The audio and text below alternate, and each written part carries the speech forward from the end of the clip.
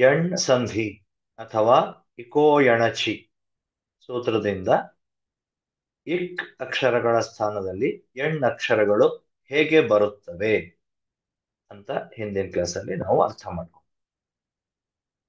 ಈಗ ಅದೇ ರೀತಿ ಬೇರೆ ಸ್ವರಗಳ ಪ್ರದೇಶದಲ್ಲಿ ಬೇರೆ ಆದೇಶ ಹೇಗೆ ಆಗತ್ತೆ ಅನ್ನೋದನ್ನ ಮುಂದಿನ ಸೂತ್ರಗಳಲ್ಲಿ ಹೇಳ್ಕೊಂಡು ಹೋಗಿದ್ದಾರೆ.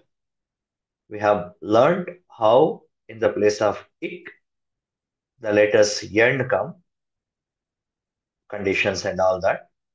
Now we will learn with the different letters what kinds of replacements have.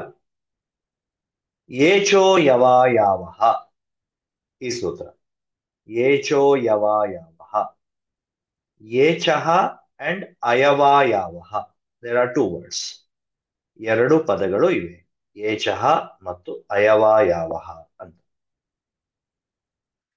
ಏಚ್ ಅಂದ್ರೆ ಮಹೇಶ್ವರ ಸೂತ್ರದ ಪ್ರಕಾರ ಐ ಓಣ್ ಋಲ್ಋಕ್ ಏ ಓಂ ಐ ಔಚ್, ಇಲ್ಲಿವರೆಗೆ ಅಂದ್ರೆ ಏ ಓಂ ಐ ಔಚ್ ಇದಿಷ್ಟೇ. ಏ ಓಂ ಐ ಔಚ್ ಇದರಲ್ಲಿ ಕೊನೆಯ ಅಕ್ಷರಗಳು ನ ಮತ್ತೆ ಚ ಬಿಟ್ರೆ ಎ ಓ ಐ ಔ, ಎ ಓ ಐ ಔ ಆರ್ ಕಾಲ್ಡ್ ಏಚ್ ಲೆಟರ್ಸ್. ಆ ಏಚ್ ಲೆಟರ್ಸ್ ಗಳ ಜಾಗದಲ್ಲಿ, ಏಚ್ ಅಕ್ಷರಗಳ ಜಾಗದಲ್ಲಿ ಅಯವಾಯಾವಹ ಬರುತ್ತವೆ. ಅಯವಾಯಾವಹ ಬಿಡಿಸಿ ಬರೆದ್ರೆ ಅಯ, ಅವ್, ಆಯ, ಆವ್. ಜಾಯಿನ್ ಮಾಡಿ ಬರೆದ್ರೆ ಅಯವಾಯಾವಹ ಅಂತ ಆಗುತ್ತೆ. ಅಲ್ಲೇನ್ ಸಂಧಿ ಇಲ್ಲ, ಸುಮ್ನೆ ಐಗೆ ಅವ್ ಸೇರಿಸಿದ್ದಾರೆ, ಅವ್ಗೆ ಆವ್ ಆಯ್ ಸೇರಿಸಿದ್ದಾರೆ, ಆಯ್ಗೆ ಆವ್ ಸೇರಿಸಿದ್ದಾರೆ. ಜಾಯಿನ್ ಮಾಡಿದಾಗ ಅಯವಾಯಾವಹ ಅಂತ ಒಂದು ಪದ. ಬಿಡಿಸಿ ಬರೆದ್ರೆ ಅಯ್ಯ, ಔ, ಆಯ್, ಆವ್. ಈ ಆದೇಶಗಳು ಏಚ್ ವರ್ಣಗಳ ಜಾಗದಲ್ಲಿ ಬರುತ್ತವೆ. ಯಾವಾಗ ಏಚ್ ಅಕ್ಷರಗಳ ಮುಂದೆ ಅಚ್ ಅಕ್ಷರಗಳು ಇದ್ದರೆ. ಅಚ್ ಅಂದ್ರೆ ಏನು ಆಲ್ರೆಡಿ ತಿಳ್ಕೊಂಡಿದ್ದೀವಿ, ಎಲ್ಲಾ ಸ್ವರಗಳು ಅ ಇಂದ ಚ ವರೆಗೆ. ಮಹೇಶ್ವರ ಸೂತ್ರದಲ್ಲಿ ಐ ವುಡ್, ಋಲ್ಋಕ್, ಏ ಓಂ, ಐ ಔಚ್ ಎಲ್ಲಾ ಸ್ವರಗಳು. ಏಚ್ ಮುಂದೆ ಅಚ್ ಇದ್ರೆ ಅಯವಾಯಾವ ಬರುತ್ತದೆ. ಎಷ್ಟು ಸರಳವಾಗಿ ಸಿಂಪಲ್ ಆಗಿ ಅರ್ಥ ಮಾಡ್ಕೊಳ್ಬಹುದು. We can memorise this how simply. ಇದನ್ನ ನಾವು ಸ್ಕೂಲ್ಗಳಲ್ಲಿ ಅಯಾದಿ ಸಂಧಿ ಅಥವಾ ಯಾಂತಾವಾಂತಾದೇಶ ಸಂಧಿ ಅಂತ ಪಾಠ ಮಾಡ್ತಾರೆ.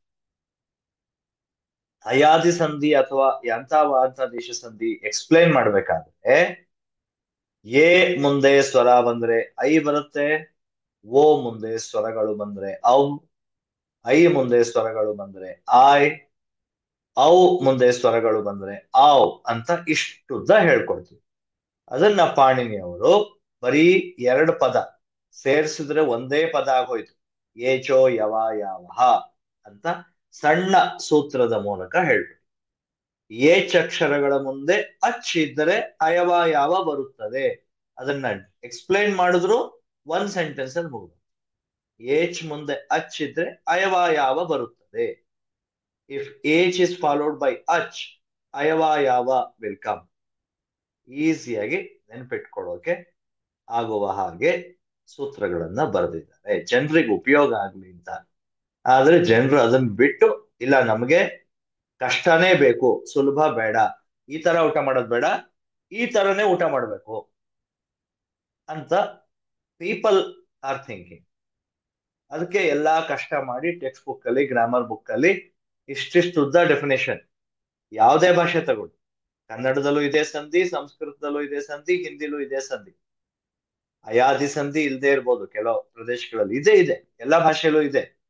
ಅದನ್ನ ಕೆಲವು ಕಡೆ ಅವರು ಹೇಳಲ್ಲ, ಕೆಲವು ಕಡೆ ಹೇಳ್ತಾರೆ. In some places they explain that, some places they just leave it.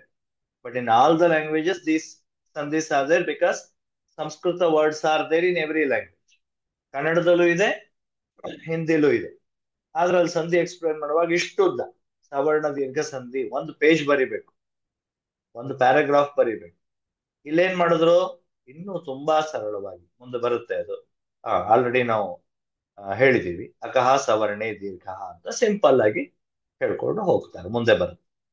So ಯಾವುದೇ ಸಂಧಿ ಆದ್ರೂ ಅಷ್ಟೇ, ಎಣ್ ಸಂಧಿ ಇಷ್ಟುದ್ದ ಎಕ್ಸ್ಪ್ಲೈನ್ ಮಾಡ್ತಾರೆ. ಇಲ್ಲಿ ಇಕೋ ಎಣಚಿ, ಇಕ್ ಸ್ಥಾನದಲ್ಲಿ ಎಣ್ ಅಕ್ಷರಗಳು ಬರುತ್ತವೆ, ಅಚ್ ವರ್ಣಗಳು ಮುಂದಿದ್ದಾಗ. ಇಕ್ ಮುಂದೆ ಅಚ್ ಇದ್ರೆ ಎಣ್ ಬರುತ್ತೆ. ಎಷ್ಟು ಸಿಂಪಲ್ ಆಗಿ ಕನ್ನಡದ ಹೇಳುದು. ಇಕ್ ಮುಂದೆ ಅಚ್ ಇದ್ರೆ ಎಣ್ ಬರುತ್ತೆ, ಎಣ್ ಸಂಧಿ ಮುಗ್ದೋಯ್ತು. ಏಚ್ ಮುಂದೆ ಅಚ್ ಇದ್ರೆ ಅಯವ ಯಾವ ಬರುತ್ತವೆ, ಅಯಾದಿ ಸಂಧಿ ಮುಗ್ದೋಯ್ತು, ದೀರ್ಘ ಸಂಧಿ ಮುಂದೆ ಬರುತ್ತೆ. ಹೀಗೆ ಸರಳವಾಗಿ when the H letters are followed by H letters get replaced by I, ಔ, ಐ, ಆ ಅಂತ ಸರಳವಾಗಿ ಸಿಂಪಲ್ ಆಗಿ ಹೇಳಿದರು. ಓಕೆ, ಈಗ ಒಂದು ಪ್ರಶ್ನೆ.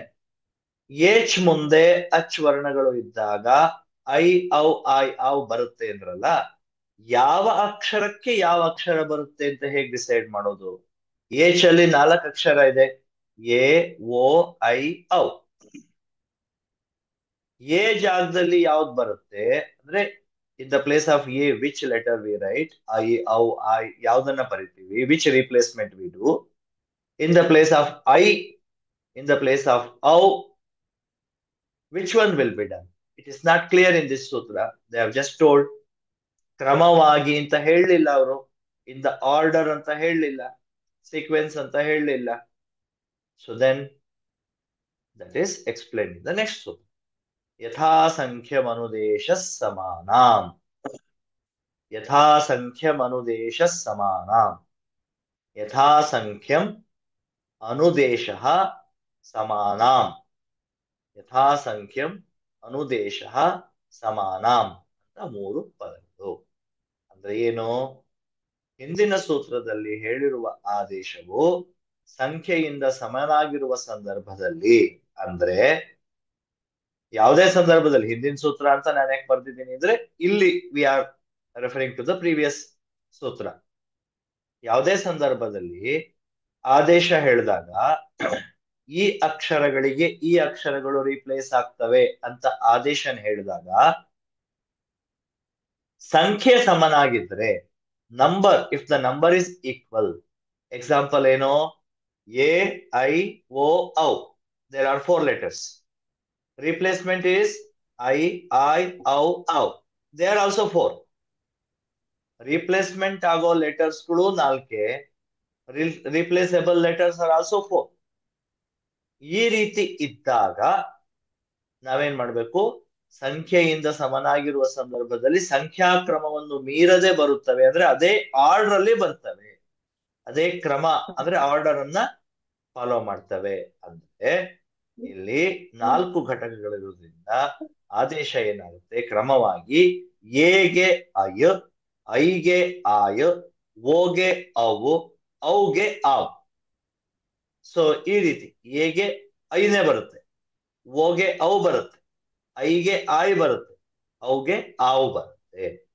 ಸೊ ಇಲ್ಲಿ ಯಾವ ಕ್ರಮದಲ್ಲಿ ಹೇಳಿದಾರೋ ಆ ಕ್ರಮದಲ್ಲಿ ಆದೇಶ ಆಗುತ್ತೆ. ಯಥಾಸಂಖ್ಯಂ, ಸಂಖ್ಯಾ ಅಂದ್ರೆ ನಂಬರ್. ಸೊ ಹಾಗಾಗಿ ನಮ್ಗೆ ಇಲ್ಲಿ ಏನ್ ಅರ್ಥ ಆಯ್ತು? ಎ ಜಾಗದಲ್ಲಿ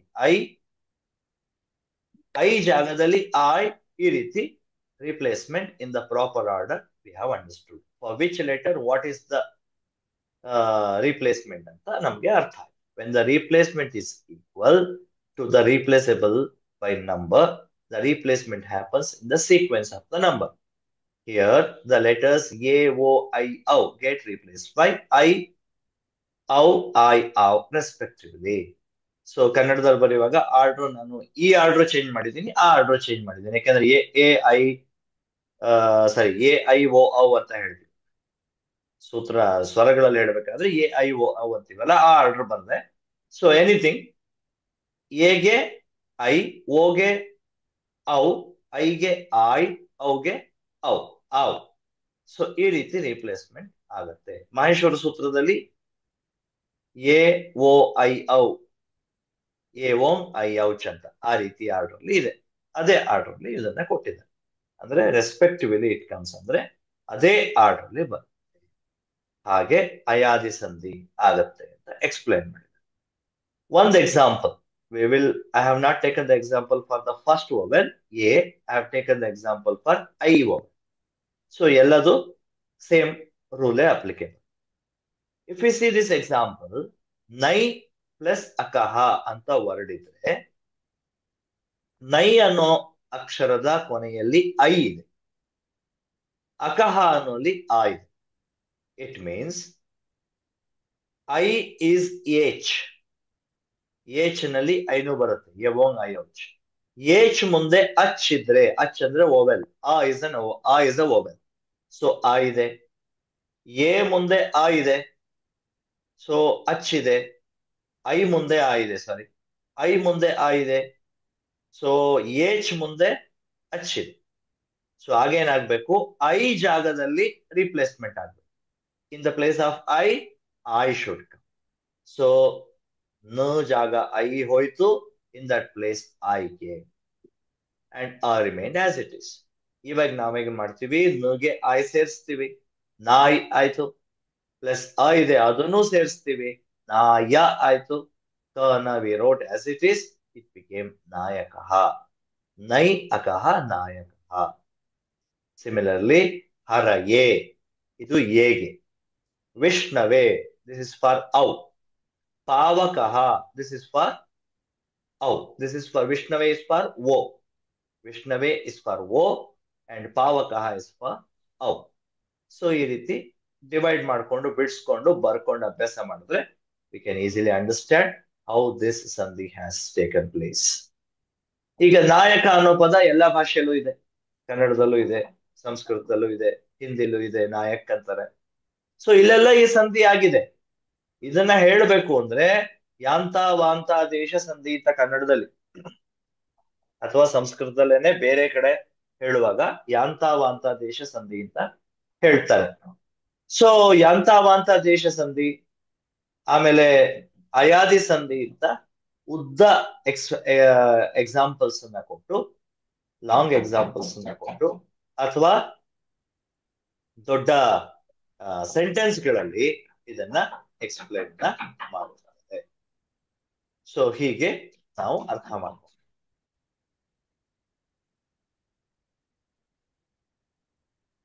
ಓಕೆ,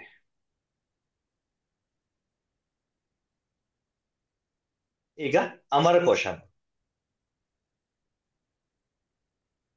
ಗರುತ್ಮಾನ್ ಗರುಡಸ್ತಾರ್ಕ್ಷ್ಯೋ ವೈನತೇಯ ಖಗೇಶ್ವರ ನಾಗಾಂತಕೋ ವಿಷ್ಣುರಥ ಸುಪರ್ಣ ಪನ್ನಗಾಶನ. ಗರುತ್ಮಾನ್ ಗರುಡಸ್ತಾರ್ಕ್ಷ್ಯೋ ವೈನತೇಯ ಖಗೇಶ್ವರ ನಾಗಾಂತಕೋ ವಿಷ್ಣುರಥ ಸುಪರ್ಣ ಪನ್ನಗಾಶನ. ಇದು ಗರುಡನ ವಿವಿಧ ಹೆಸರುಗಳು. ಗರುಡ ಅಂದ್ರೆ ವಿಷ್ಣುವಿನ ವಾಹನ, ಅವನಿಗೆ ಇರುವ ವಿವಿಧ ಹೆಸರು.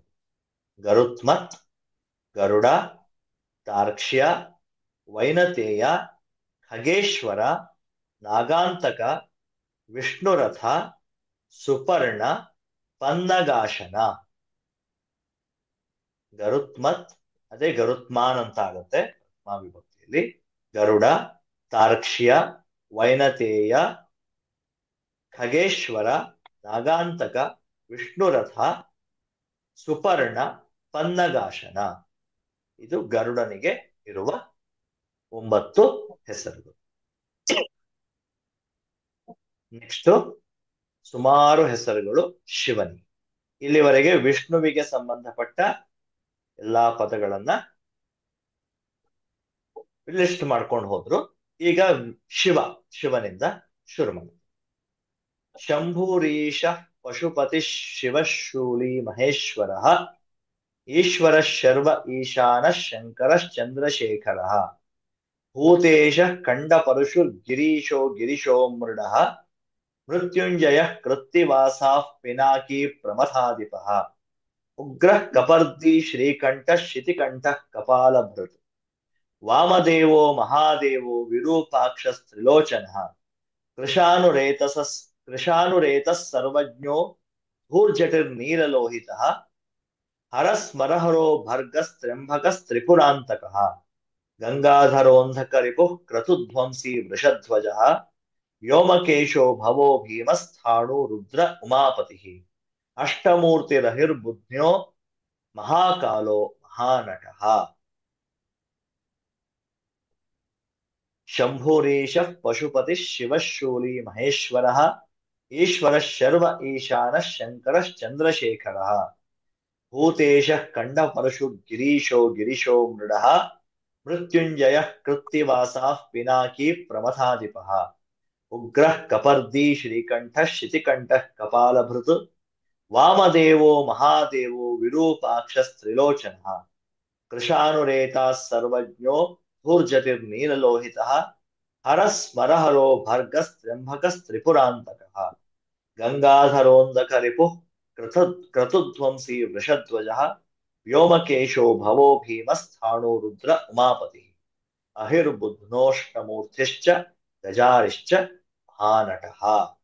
ಇದಿಷ್ಟು ಶಿವನ ಹೆಸರುಗಳು. ಒಂದೊಂದಾಗಿ ನೋಡೋಣ.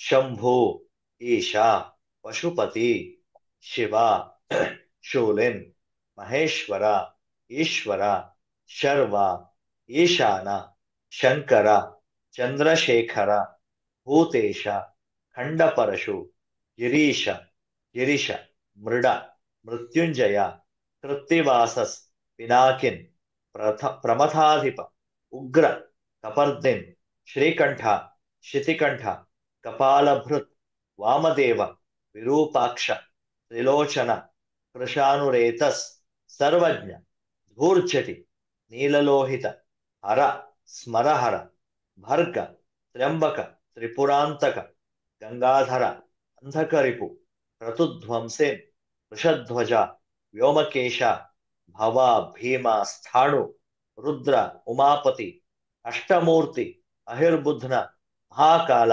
ಮತ್ತು ಮಹಾನಟ. ಹೀಗೆ ಸುಮಾರು 51 ಹೆಸರುಗಳು, ಶಿವನ ವಿವಿಧ ಹೆಸರುಗಳನ್ನ ಇಲ್ಲಿ ಪಟ್ಟಿ ಮಾಡಿದ್ದಾರೆ ಅಮರಕೋಶದಲ್ಲಿ. ಹೀಗೆ ನಾವು ಒಂದೊಂದಾಗಿ ಪದಗಳನ್ನ ಕಲಿತಾ